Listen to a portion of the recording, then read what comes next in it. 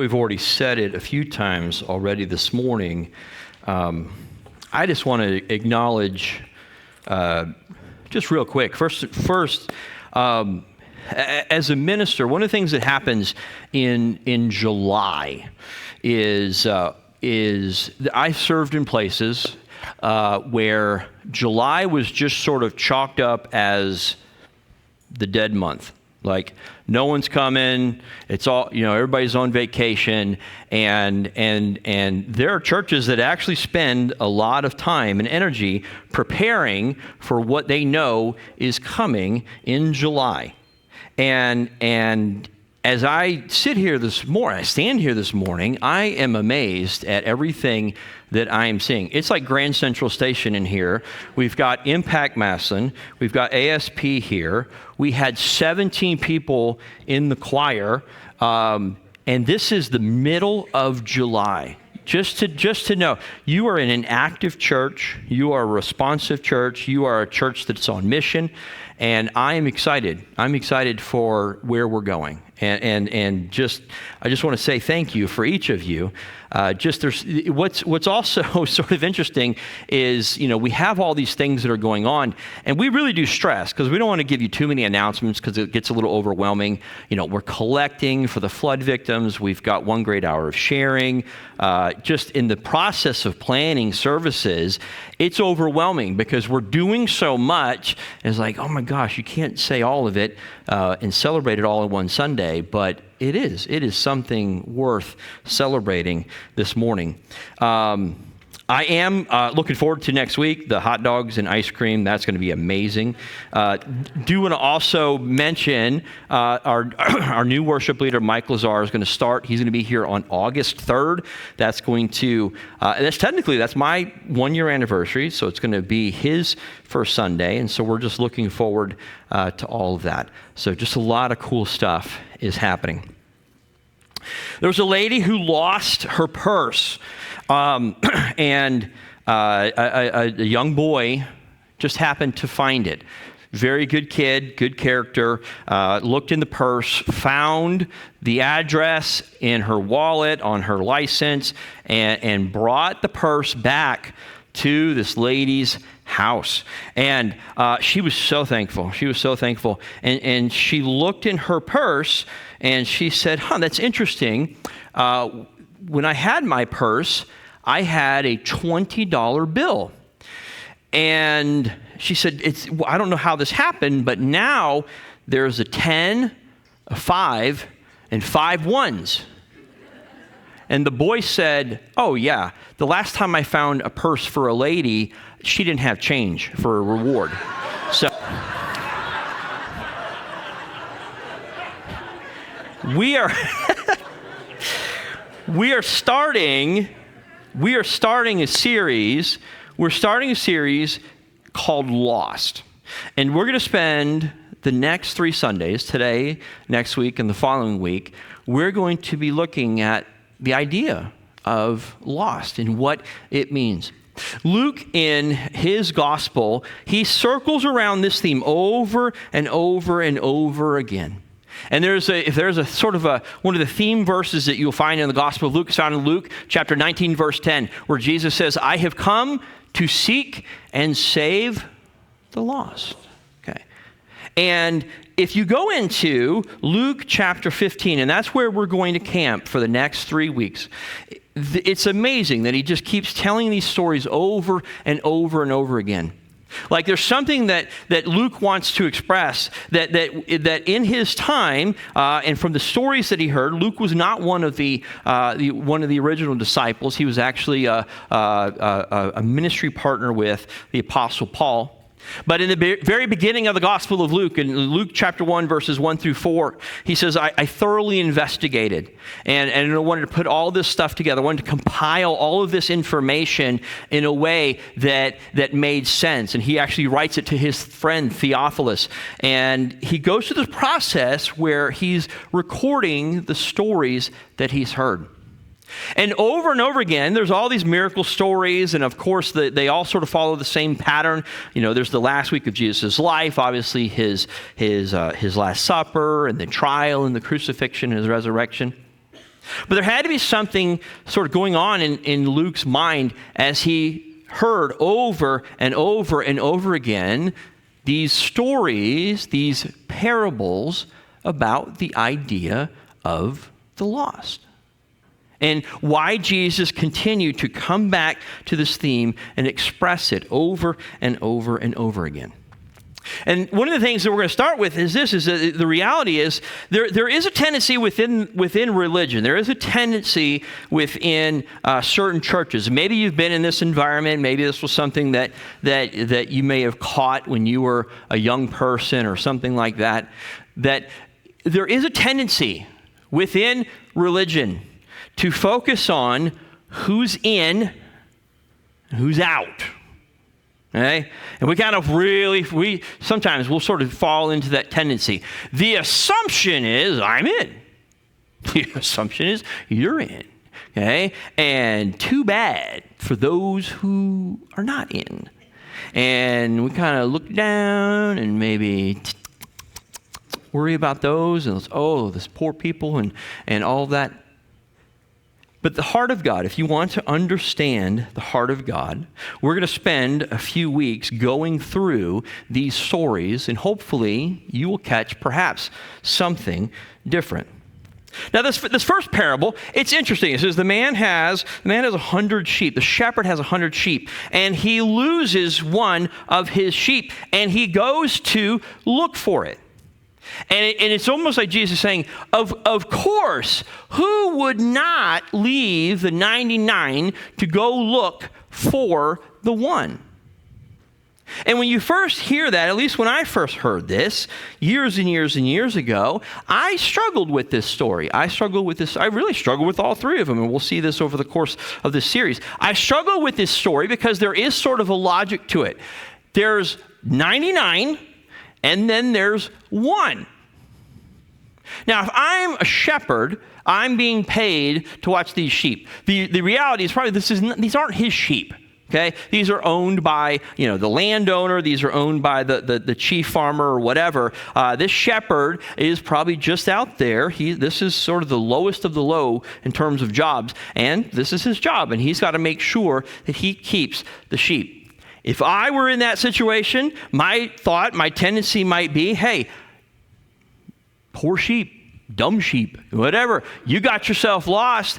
I'm not risking my job to go find this other sheep. But Jesus frames it in a way that it's like, of course, who would not do this? And there were probably people in the crowd going, who would do this? Like, who would do this? This is odd. This is an odd thing. And so I have a few stories this morning that I want to share with you, and I want to try to sort of illustrate a little bit of what I have come to understand about this passage.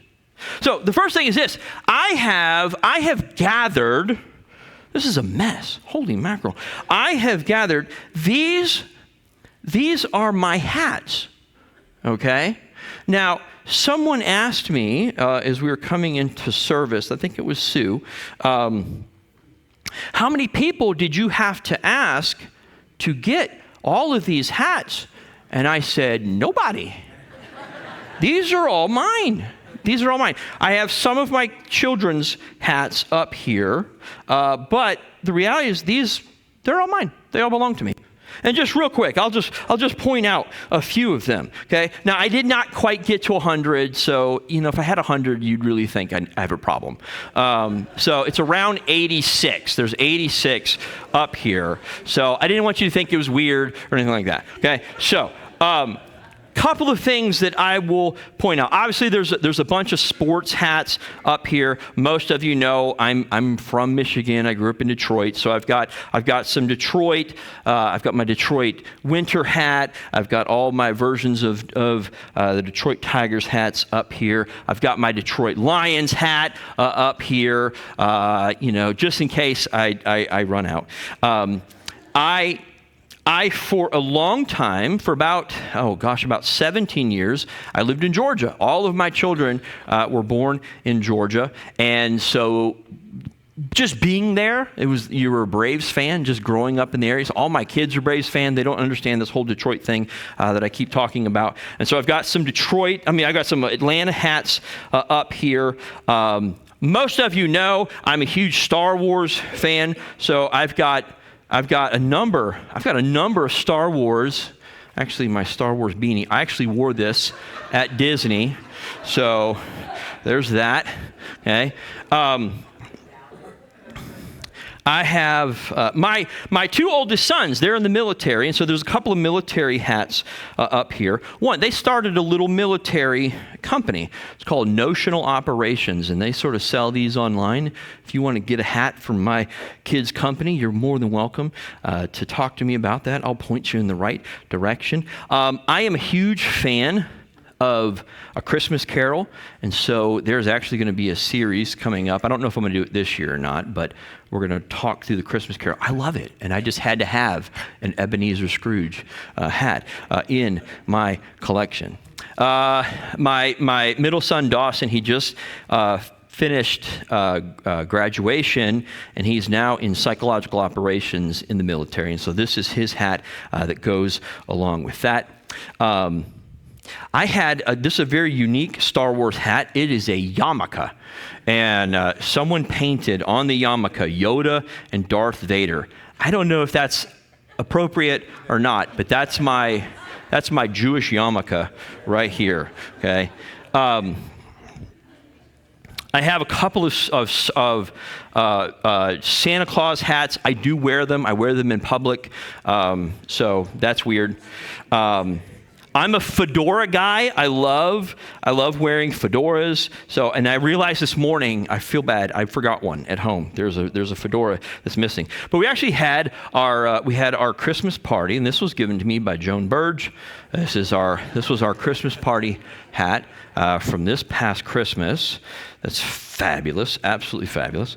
Lots of winter hats, things like that. Now I felt bad, There's a Cleveland Browns hat up here, so just to make you feel good. It was given to me for free. I've got the Ohio State over here, Buckeyes over here for you. Okay, Misty and her two kids, they all grew up in Pittsburgh, and so I've got the Pirates up here. We've got, I thought we had a Steelers hat, and I didn't know if that'd be allowed in here or not, so we didn't bring that one, okay? Lots of running hats, all kinds of things. All of that's up here. I did go through a phase where I was running marathons. Running is a very loose term. I finished marathons. It took me a long time, but I've got a couple of those that are up here. And then, if I come up here, there's a couple of ones that are important. I was for about 10 years, I was a chaplain at a private school in Atlanta called the Lovett School. And I was a chaplain, and I was also a wrestling coach. And so our team won a number of state tournaments, and we were state champions a couple of years. So I have all of those the state tournament things up there. We would often go vacation at St. Simon's, and that's at the bottom corner of Georgia and Florida. And so I've got some St. Simon's hats up here. This is the hat. This is an incredible hat. You don't wear this very often. In fact, you only wear this once. When I got my doctorate, this was the hat that I got. So it's a very expensive hat. Couple of those things. These hats over here. This is Romy from last week, so we left him here. Okay. Couple of these things over here sort of represent some mission things that happened. So when I was in 2003. I took a group of people, and as we're sort of celebrating all the missions this morning, I took a group of people to Brazil. I took a group of people to the Amazon. It was one of the most amazing trips ever. We actually were on the Amazon River, and we would minister to a different village every day. So we would be on this 3-level riverboat sailing down the Amazon. I had no idea where I was. And we would wake up in a new village. We would do very similar work to what you guys are doing. We were working on construction or doing medical work. We did dental work and things like that. And we were working with an organization called ROW, called Rivers of the World. And it was just a great organization. They had a whole thing where they wanted to cure river blindness. And there was a condition that people living on the river, those indigenous tribes, would not wash properly. They would eat or put stuff in their mouth, and there would be worms that would get into their system. They would go up into their eyes, and they would knock out their sight. And so we found a way that if you gave them, there's a little medication. It's almost the same thing you give to dogs for heartworms. You could cure river blindness with one dime. And so we went on this trip and brought all this stuff to them. And I wore this little Indiana Jones hat the whole week I was on that trip. And good for you that I went on that trip for the longest time. Again, I was a chaplain for a while, private school. I was finishing seminary, and I was actively in conversation. I had professors at my seminary who thought well of me or whatever, and I was on my way. I was on my way to do a different doctorate, and I was going to go into academics. I was just going to go into research. When I was in seminary, I learned 8 languages. I don't use any of them anymore. Okay. And it was on this trip. I was on this trip, and I was so focused because as a leader, I was like, you know what? I know what missions trips do. I know how they impact people. I know how they really do more for you than you're doing for the people, even though what you're doing for the people is amazing. All of that. So I was really focused. I wanted these kids, the youth group that I was leading at this point, I really wanted them to get it. I really wanted them to understand it and sort of catch it. And all of a sudden, I felt like God was tapping me on the shoulder. And I was a little annoyed. I was like, I'm focused on them. And he started talking to me about pastoring. I had no desire. No. Nope. Anything but pastoring. Okay. No offense to y'all. Okay. But it was during that trip that I really saw the heart of a pastor, and really saw there was a church that we were working with. They had like 5,000 members, and they were sending out these river boats all over the place, all over the Amazon basin. And I was like, my goodness, it was just amazing. And so it was on that trip, even though I had a calling into ministry when I was about 19. But it was that trip that said, you know what? Nope, it's pastoring. It's not academics, even though that stuff's fun. And I get to share some of that worthless knowledge with you guys sometimes. Okay, but it was really that trip that did it. Other things that are out there, we've gone on trips before. Misty and I, we've taken the kids. We worked with a group called Fuller Disaster Rebuilders. And so the way they work, it's sort of like an ASP, except they just sort of, and like what has happened, if there was a hurricane that hit here, they would organize a group, they would go to that spot this year. And then if a hurricane hit here, then we'd go to that spot. And there was a couple of years in there, we just kind of watched, like it was terrible. We were watching like September and October. Oh my goodness, a hurricane hit here. And we would just kind of look at each other, okay, I guess we're going there next year. And so we went to Houston. So I'm not an Astros fan, but we did get a Houston hat because that just symbolized us going there. So all of that, just sort of tells my story. It tells a story of who I am. All of this up here, all these, they all, in a certain way, I can tell you why I have these. I've got my son's hat. Cole goes to Mount Union. I've got two Ouachita hats. That's where James and Jessica go. There's everywhere. These just tell my story. The reality is, first I'll say this, do not buy me a hat. If my birthday's in September, don't buy me a hat, please. Like, 2 things. Don't buy me a Bible, don't buy me a hat, okay? Just whatever, give me a cookie or something. But the other reality is this, is that, man, I don't need all of these hats. Like, they're not functional. Some of them are, I guess. Some of them are to keep me warm. So I wear this one when I cut the grass or whatever. I would know if you took one, though. I would know if you took one of these hats. And I would probably start questioning you and your friends and everyone you know, your whole network. I would try to find out, where is the hat? Why would you take this hat? Like, Dave, you don't need a hat. You have 86 hats up here. What? I would know. I would know if one of them were missing, because they're important. They tell part of my story. They each symbolize something in my life. And I can actually go through each one of these and sort of look and say what the decision process was that began with that hat and ended with that hat. My son Cole, he went to Youngstown for a few years, and we went through a long period of time where he had to figure out, hey, it's probably not best that you stay there. He had to transfer to Mount Union. I ran in the Shawshank Hustle a couple years ago. That's a hard race. Okay? But I remember I use those sort of as times of meditation. Most people don't pray. Well, I pray when I run, just Lord, get me finished. Okay?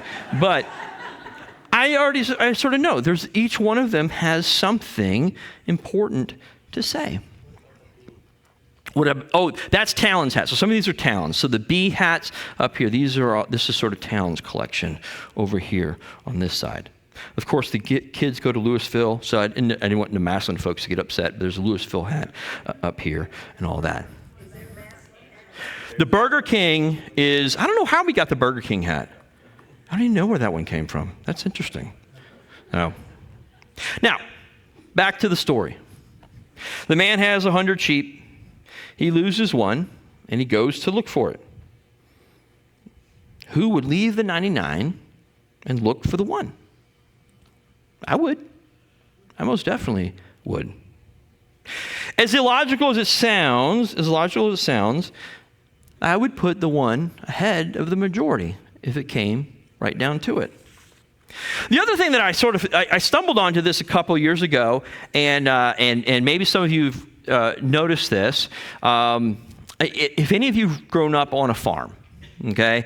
We had a lot of friends where we were previously. There's a huge mixture of farm and business communities over in Louisville, and we would often go. Our band plays at the county fair, the Stark County Fair, and we would go to the fair, and it was fun. I mean, man, the food alone at the county fairs are amazing.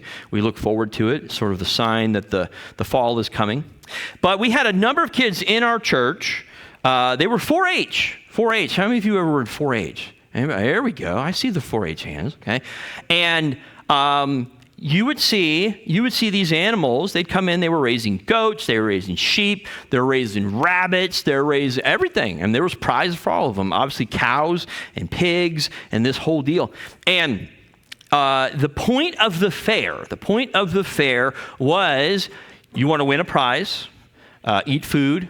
But at the end of this week, you would sell these animals. You would sell them. And not to get too weird, there was a certain thing that was going to happen to most of those animals once they were sold. And so the last night of the fair, I would see kids. Oh my gosh, it was heartbreaking. These kids would go in. What they do, they would literally, if you're raising a sheep, they would really start the day after the fair. They'd get their baby sheep, and they would raise that sheep, and these kids are paying for college. These kids were paying for big stuff coming out of this. That last night of the fair, they would sit in the pens. They would sleep in the pens. They would cry in the pens. And the whole thing would just start over, and it was sort of an interesting thing. It's just the life of being a farmer. If you're not comfortable with that, go work at the gas station, I guess. I don't know. But that was just part of the deal. And they knew. And at the heart of it, you can see, you know what, sweetie, it's going to be okay. You're going to get a new sheep tomorrow. No. We've raised the sheep. We took care of the sheep. Sometimes there was a warning, don't name the sheep. That's bad, But I would see this heart for these people, these animals, every single year. It was the most amazing thing I'd ever seen. There were tons of them. There were sheep everywhere. There's hundreds of sheep, cows, goats. Somebody liked the one that they were with. Now, coming back to my hats. Most of you know, I am, and it's an amazing season. I can't even believe what's happening. I'm a huge Detroit Tigers fan, okay? We are in first place. We are 13 games up in the division. I can't even imagine that, okay? That doesn't happen very often, okay? The last time we won the World Series was 1984, so it's been a minute since we've had that. But when I was a kid, I was born in 1973. Okay, so you guys can do the math on that. There was a player for the Detroit Tigers. Most people don't know who he is. If you're a sports fan, you probably know who he is. His name was Mark Fidrych. Mark Fidrych, okay? Now, if you didn't know him, that's fine. He was called Mark the Bird Fidrych, and he was a character. He had this curly hair. He would wear his hat, but these curls would all stick out underneath his hat. I guess everybody in the 70s, they just had curly perm hair. And he would be on the mound. And before he would pitch, he would do this sort of weird thing, and then he would take the ball, and he would talk to the ball. And he would, and then right before he would pitch, and he was absolutely amazing. In fact, in 1976, he was a 19-game winner. I mean, he was just unbelievable. He had the promise of an incredible career, and unfortunately, the next season he got injured. And science isn't what it sort of is today. Those injuries sort of plagued him. He went from a 19-game season really down to only winning like 3 or 4 games the next season. The next season, he was completely not even doing anything. By 1982, he was completely out of baseball. It was terrible. But he was my favorite. And in 1976, after the season was over, my aunt came up to me and she said, I have a surprise for you today. And so I said, okay. And so she took me to the local mall out in the suburbs of Detroit, and Mark Fidrych was there signing autographs. Oh my gosh. I mean, I just couldn't believe it. I mean, I was a little 4 or 5-year-old boy. This was one of the greatest things that ever happened to me. I was in front of Mark Fidrych. And so I brought a ball with me. And my aunt took a picture of me in front of Mark Fidrych. And that picture and that ball, they sat on my nightstand for most of my childhood. Now, my family, there were a couple of huge points of transition. If you grew up in Detroit, most of my family were car family. We either worked for Ford, General Motors, or whatnot. And so in the late 70s and early 80s, that was a sort of a rough deal to be in. And so in the 80s, we moved to Virginia. And in the process, we moved to one city in Virginia, then we moved to another city in Virginia, and that's actually the place that I graduated from. And it was a cool thing. It was a cool part of my life. I got to meet the youth minister that had a huge impact on my life. But over the time, there was a point when I had gone to college, and throughout the process of the moves, I noticed something. I don't know where the picture is.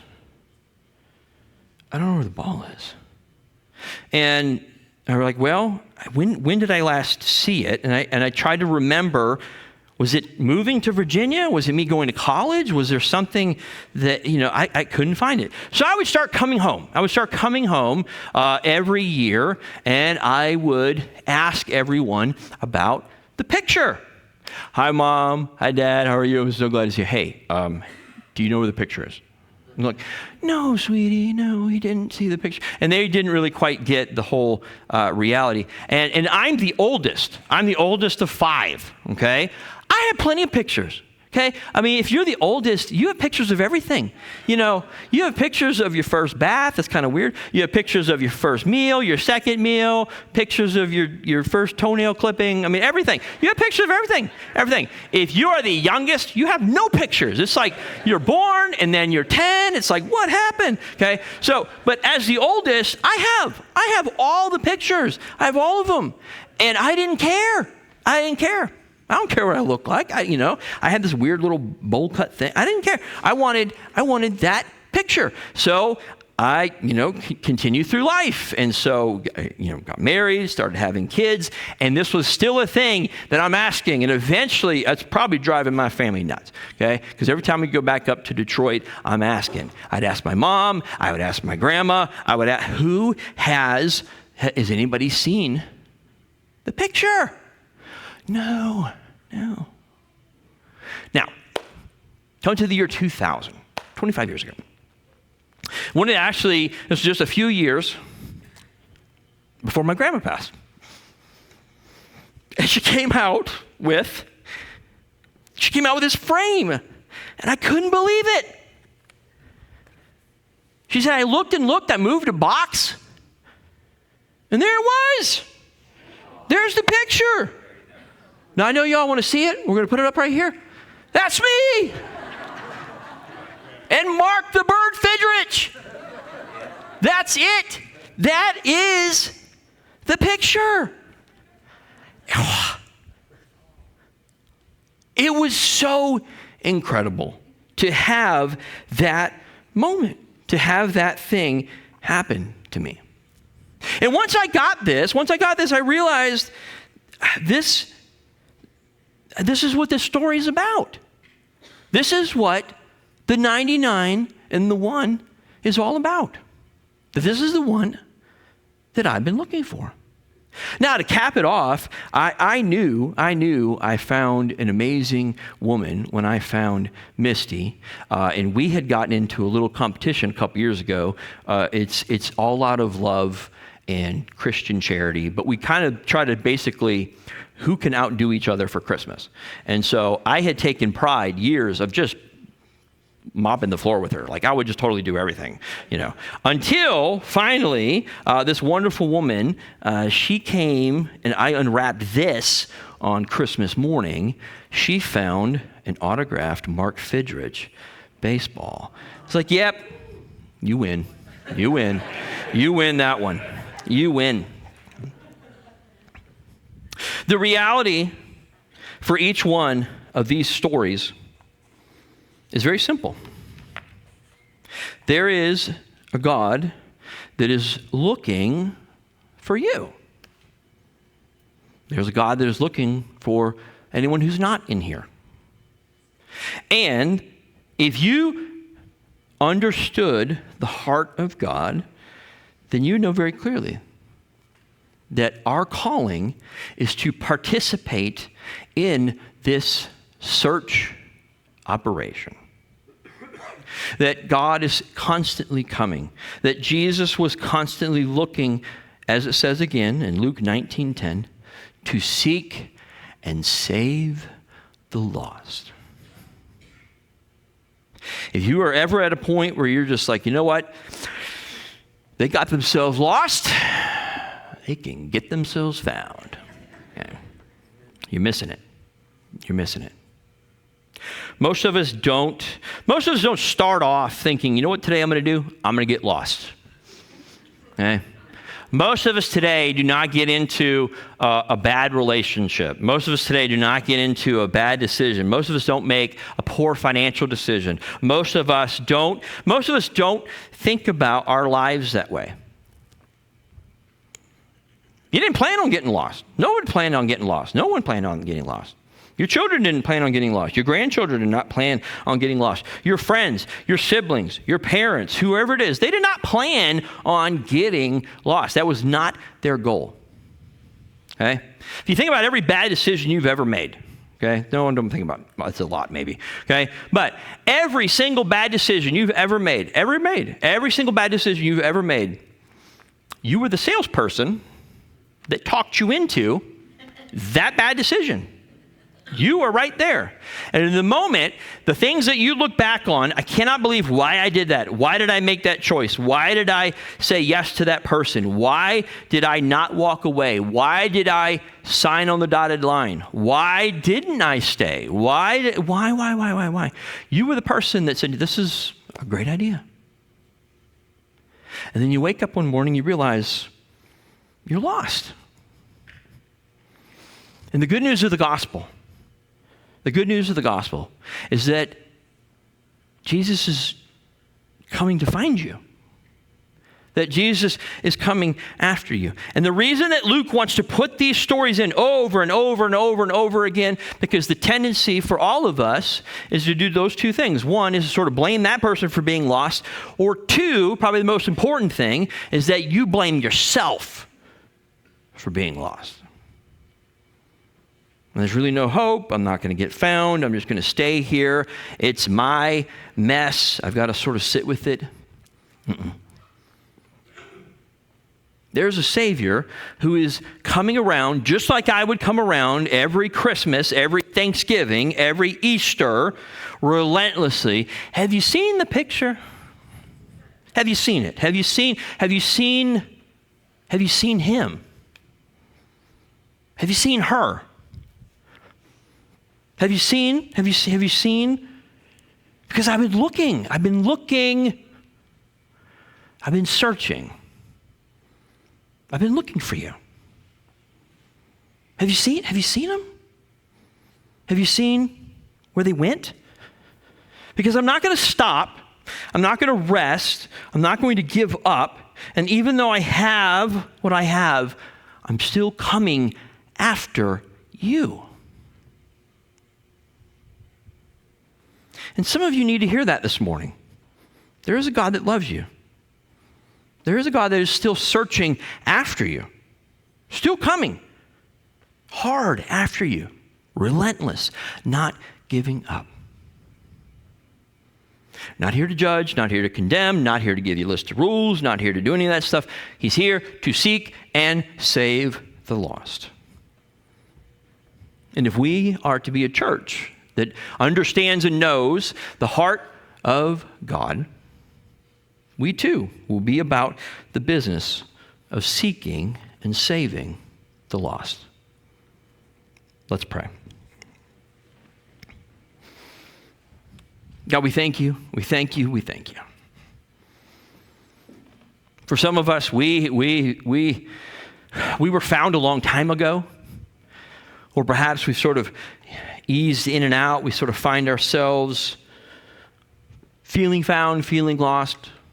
We know that you sent your son. He continues to search after us. Now, for some of us, we have relatives, we have friends, we have people that we know. They're lost. Not in a weird judgmental, they're just doing bad things, kind of lost. They're just lost. They just don't know. They just have no idea. God, I pray that you would give us a heart for them as well. But for some of us who in here, I feel lost.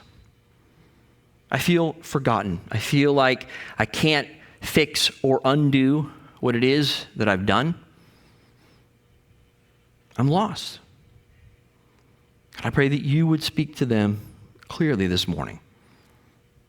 That you would allow them to understand what it feels like for you to come and pick them up, place them on your shoulder, and walk us back to the herd. It's one of the most beautiful pictures in all of Scripture. The idea that you left the 99 and you came after the one, that you came after me.